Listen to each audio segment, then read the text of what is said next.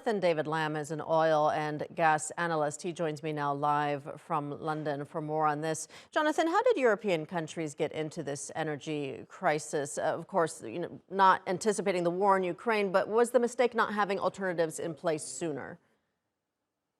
I think the rule number one in energy security, is you need as many diverse sources of energy as possible.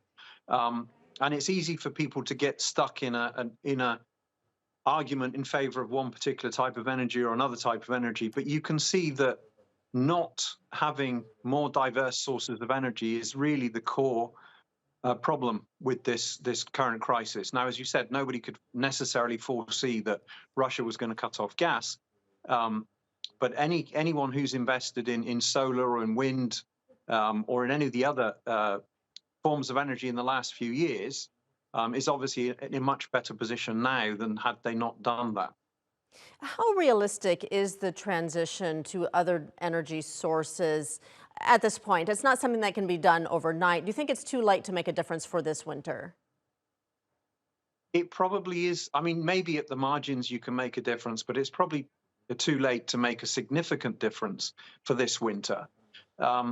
There are lots of projects that are currently under construction, wind, solar.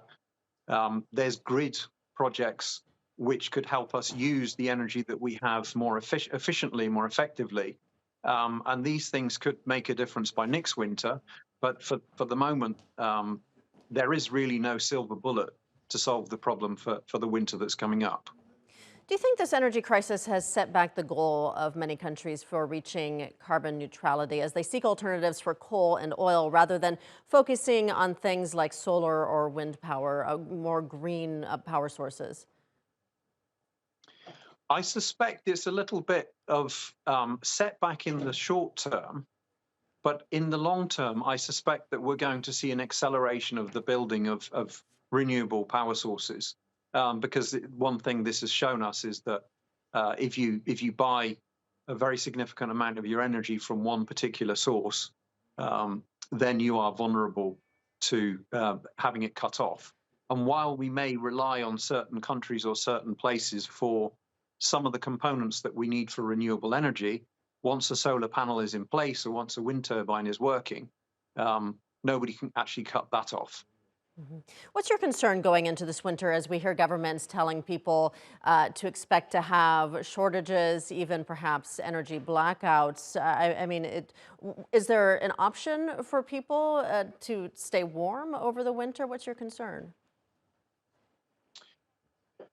There's two concerns, really. One is that the only way to really reduce the amount of gas that we're using is to have higher prices. But obviously, for people, particularly on low incomes, higher prices is an extremely difficult thing to deal with. So governments really need to ensure that the poorer people in particular have the ability to keep their houses warm. But generally, I think we all need to turn our thermostats down a little bit, and we all need to wear a jumper at home.